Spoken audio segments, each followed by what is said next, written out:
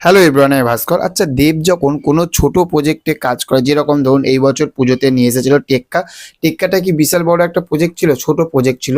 তখন কিন্তু প্রচুর মানুষে কিন্তু বলেছিল যে দেব সেফ খেলছে।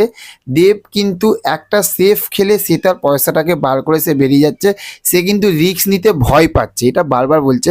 আচ্ছা, একটা কথা বলি, আমাদের বাংলাতে সব থাকতে এখনো পর্যন্ত বড় প্রোডাকশন হাউস, সেটা হচ্ছে এসবিএফ। আচ্ছা, আজ যেটার এসবিএফ এর সঙ্গে রঘু ডাকাত যে প্রজেক্টটা হওয়ার কথা আছে, কথা চলছে, সেটা এখনো পর্যন্ত কিন্তু আমরা 100-এর মধ্যে 100 কেউ এখনো পর্যন্ত বলতে পারবে না যে রঘু ডাকাতটা হচ্ছেই 2025-এ দুর্গাপুজোতে আসবেই। এটা কিন্তু এখনো কেউ বলতে পারবে না। তার কারণ কেন? এসবিএফ রিস্ক নিতে ভয় পাচ্ছে।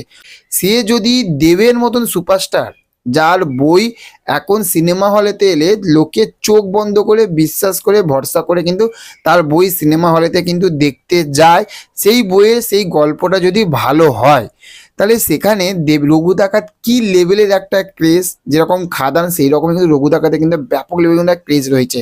তারপরেও কিন্তু এসবিএফ কিন্তু বারবার চিন্তা করছে যে আমি রঘু ডাকাতের পিছনে টাকাটা লাগাবো কি লাগাবো না, তার কারণ এটা বিশাল বড় একটা প্রজেক্টের বই।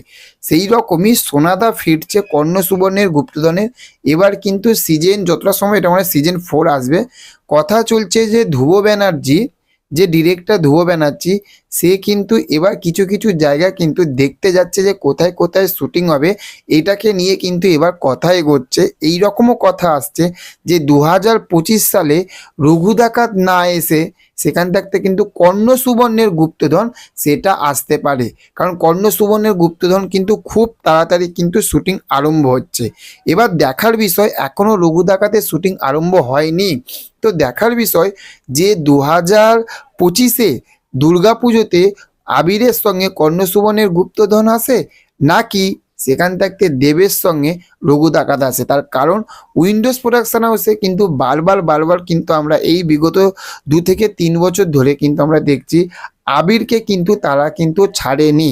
তো এই বছর কি হয়, সেটা কি ব্যতিক্রম হয়? তার কারণ দেখুন, কর্ণ সুবর্ণের গুপ্তধনের কিন্তু বেশ আলাদাই কিন্তু একটা অডিয়েন্স আছে। এই রকম বই, এই রকম একটা মানে সভ্যতার বই, একটা গুপ্তধন খুঁজে পাবে, এই রকম লেভেলের কিন্তু একটা দর্শক কিন্তু তৈরি হয়ে রয়েছে। সেই রকমই কিন্তু রঘু ডাকাতেরও কিন্তু দর্শক কিন্তু চারদিকে, একটা না চারদিকে তৈরি হয়ে রয়েছে যে রঘু ডাকাতটা কবে হলে আসবে। তো দেখা যাক যে এসবিএফ ভয় পেয়ে পিছিয়ে ফেলে, তারা কি কর্ণ সুবর্ণের গুপ্তধন আসে না কি নিয়ে আসে। তো দেখা যাক, যখন অবশ্যই যা যা আরো ভালো ভালো আপডেট পাবো আপনাদের সঙ্গে অবশ্যই শেয়ার করব। চ্যানেলে যদি নতুন হয়ে থাকেন, চ্যানেলটিকে অবশ্যই সাবস্ক্রাইব করে আমাদের পাশে থাকবেন। দেখা হচ্ছে পরবর্তী ভিডিওতে। ভালো থাকবেন আপনারা। Okay, thank you, have a nice day, tata, bye by.